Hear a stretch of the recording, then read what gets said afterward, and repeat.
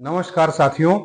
All India Trinamool Congress के MP Saket Gokhale ने India और कंबोडिया के बारे में कुछ ऐसी बात बोली है जिस पर चर्चा करना जरूरी हो जाता है।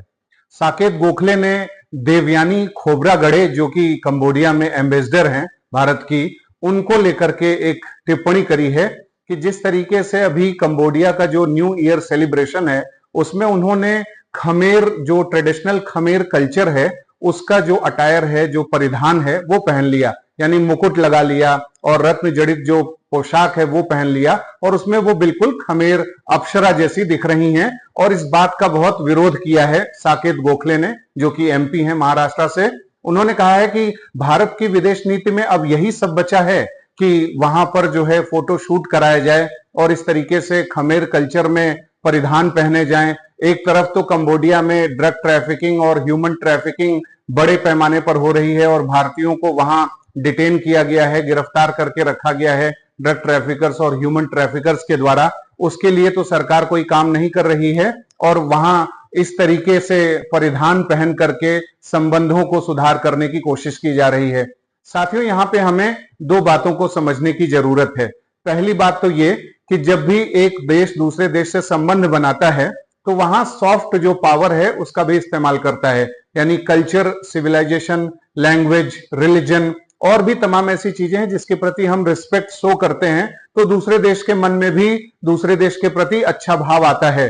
तो जिस तरीके से खमेर कल्चर है, वहां का ट्रेडिशनल खमेर कल्चर, उसके प्रति देवयानी खोब्रागडे के मन में सम्मान है, ऐसा भारत के विदेश मंत्रालय ने भी कहा है। और इसलिए जो कल्चरल आउटरीच है भारत का, वो अच्छे से और मजबूत हो कंबोडिया में, इसके लिए इस तरीके की कार्यवाही की गई और उसकी आलोचना करना सही नहीं है।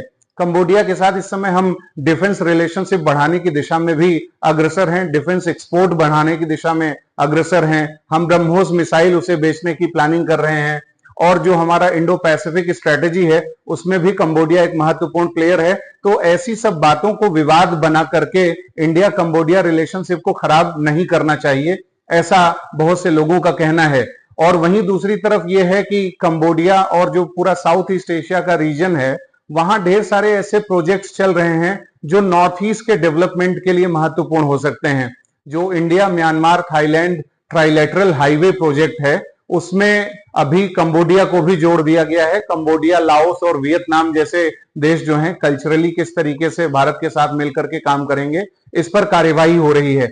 लेकिन इस तरीके की जो विरोधी राजनीति है और उनके जो व्यक्तित्व हैं उस पर प्रश्न चिन्ह लगाने की जो बात है, वो जो है थोड़ा डिजायरेबल नहीं माना जा रहा है। साथियों, नाम तो कई बार उनका विवादों से जुड़ा हुआ है।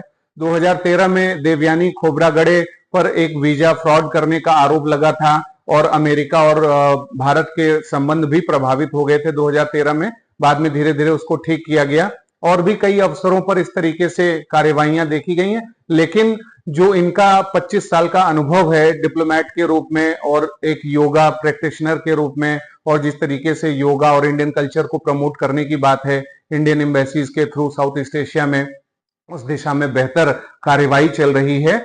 लेकिन इन सब चीजों पर क्वेश्चन मार्क लगाना कितना जायज है, कितना नाजायज है, ये सब बातें समझना सबके बस की बात नहीं है, क्योंकि भारत की जो विदेश नीति है और जो इंडिया के जो कल्चरल गोल्स हैं, वो इतने आसान काम नहीं है कि हम किसी विदेश के साथ जब अच्छे रिलेशंस बनाने की कोशिश करते हैं तो हम सिंपल तरीकों से कुछ भी कार्यवाही करके अच्छे रिलेशंस बना लेंगे। कल्चरली हमें अगर किसी राष्ट्र के साथ मजबूत संबंध करना है, सॉफ्ट पावर को मजबूत करना है, तो ऐसे कार्यवाहियां करनी होती हैं। भारत ने कई अवसरों पर इस तरीके के काम किए हैं, चाहे इंडियन प्राइम मिनिस्टर हो, इंडियन फॉरेन मिनिस्टर हो, और भी तमाम ऐसे डिप्लोमेट्स हैं जो समय समय पर कल्चरल डिप्लोमेसी करते हैं। और वो चाहे चंदन की लकड़ी हो, रुद्राक्ष का जो माला हो, या फिर अन्य प्रकार के चाहे पुस्तकें हों, या इंडियन जो कल्चर की बातें हैं उसको प्रमोट करने की बात हो, किसी दूसरे देश के कल्चर और वहां के टेम्पल्स वगैरह को रिनोवेट करने की बात हो, इन सब दिशा में कार्यवाही करते रहते हैं। लेकिन अब ये जरूरी हो गया है कि इंडिया और कंबोडिया के रिलेशनशिप को मजबूत करने के लिए ऐसे कल्चरल जो है एफर्ट्स लिए जाने चाहिए। लेकिन अब ये अलग मुद्दा है कि वो एक डिप्लोमेट हैं और एम्बेसडर हैं, आईएफएस सीनियर आईएफएस अधिकारी हैं, और ऐसे में अगर वो न्यू ईयर सेलिब्रेशन जो कंबोडिया का है उसमें वो अगर ट्रेडिशनल खमेर अटायर पहनती हैं, मुकुट लगाती हैं, रत्न जड़ित पोशाक पहनती हैं, तो फिर ये कहाँ तक उचित है, इसके बारे में भी लोग बात कर रहे हैं। साथियों, आपका क्या विचार है?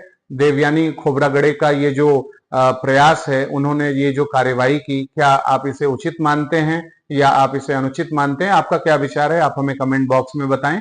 अगले कार्यक्रम के साथ जल्द ही मिलेंगे। नमस्कार।